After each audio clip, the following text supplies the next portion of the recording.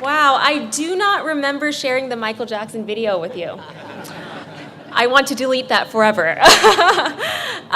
It is such an honor to be standing here today, you guys, because when I was a freshman at Whittier, it was actually Sharon's very first year as the college's president. And I cannot believe that now I'm coming back to give the commencement speech, and it's her final year serving the college. So let's give it up for Sharon and for things coming full circle.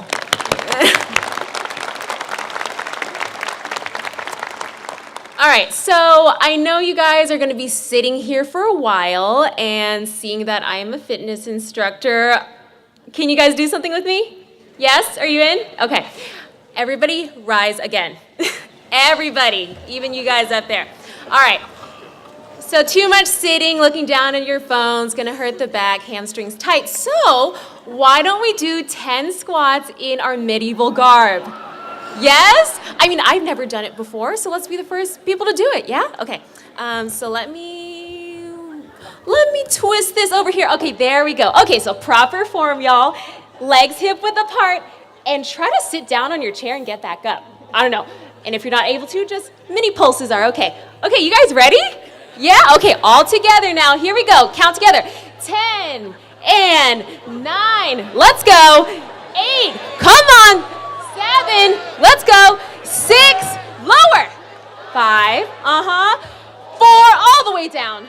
3, last 2, lower, and hold this one. Boom, all the way into the chair. Woo! Let's give yourselves a big round of applause. Amazing. Really, really good. Okay, you like that? All right, good, okay. Woo! Lots of commotion. See, exercise, really good for you. Right, Trish? Yeah, very good. Okay.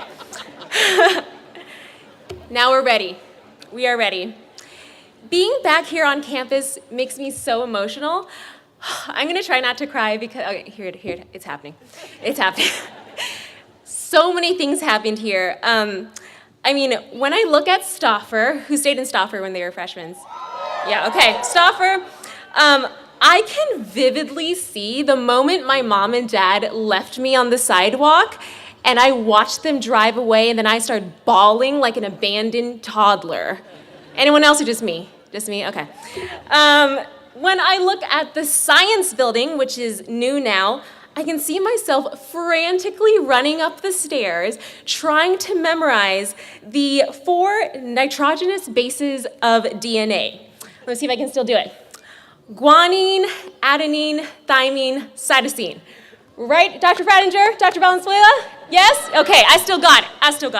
And when I look at the CI, I remember all the food I used to stuff myself with because I felt like every meal was a meal at Hometown Buffet.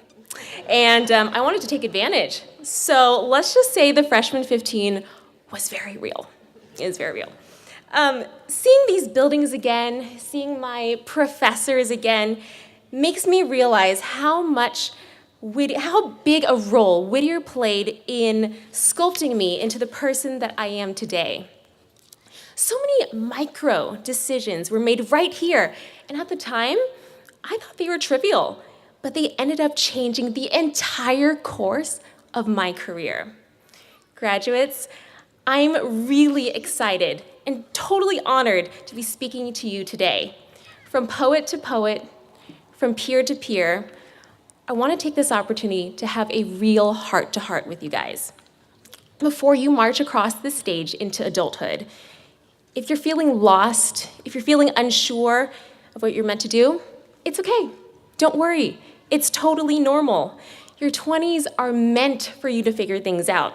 In fact, the rest of your life is meant for you to figure things out, and hopefully you'll have learned things along the way. Look, I'm not going to stand here and pretend that I know everything, because I don't, but I do want to tell you the 5 things I wish I could have told my 22-year-old self before I headed off into the real world. So number 1, love your parents, but know they're not always right. Nervous laughter from up there. As a child of strict Asian immigrant parents, I grew up falsely advertised that there were only 3 career options for me. For my Asian brothers and sisters out there, you know what I'm talking about, right? Do we? Okay, if you don't, let me break it down for you. Us Asian kids had only 3 choices when it came to picking a career. Number 1, doctor. Number 2, lawyer. And number 3, engineer. If there was a 4th option, it would be you are a disgrace to the family. All right, so my dad decided that it was my fate to be a doctor, but the problem was I didn't want to have anything to do with that. I had been sketching gowns ever since I was 6 years old. I was sewing clothes for my Barbies. I was designing my friends' prom dresses. So when I told my dad that I wanted to be a fashion designer, he looked at me and he said, "No, you will do no such thing." "Why?" I asked. "If you become a fashion designer, you will be poor. You will be unsuccessful." You know what that means, right? What? It means you will have no friends. What? Friends? Looking back, I think it was the no friends part that really got to me, so I dutifully accepted my fate, tucked my dream away, and went off to major in biology. But it wouldn't be long before I realized how painful it would be to try to live out someone else's dream while I sacrificed my own. So number 2, take responsibility for your own destiny. For the next couple of years, I was really unhappy at school. I clearly saw that I was putting all my time, energy, and effort into a career that I didn't want anything to do with. I felt trapped between my familial obligations and my own happiness. I called my parents hundreds of times. I tried to explain to them how much I needed to switch majors and how much I wanted to pursue design. But every phone call ended in a screaming war, a yelling match, with them threatening that I would fail and me trying to explain that I wouldn't. The calls always ended with me uncontrollably crying. And my spirit was breaking. I was so miserable until I decided to take the responsibility for my feelings. Was it really my parents who were standing in my way? Or was I standing in my way? What I realized was that it was actually me. So I chose not to be the victim of the situation and instead shifted the power from my parents' hands into my own hands, which gave me the permission to take control of my own destiny. So junior year, I decided to sabotage my perfect academic record so that there could be no turning back. I dropped out of the very last class I needed in order to apply for med school. That class was organic chemistry. Sorry, Dr. Isevich, but nothing personal. I felt so free, so alive. I was finally living for me. With so much inspiration flooding my body, I started designing and sewing my very first prototypes right up in Turner. Any Turner people here? Turner? Turner RAs? That was me. Okay. Number 3, do more things that make you smile and do less things that don't. Do you know what those things are that you can do all day even if you weren't getting paid?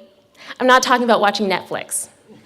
I'm talking about the things you can't stop thinking about. I want you to listen to those little signals in your body.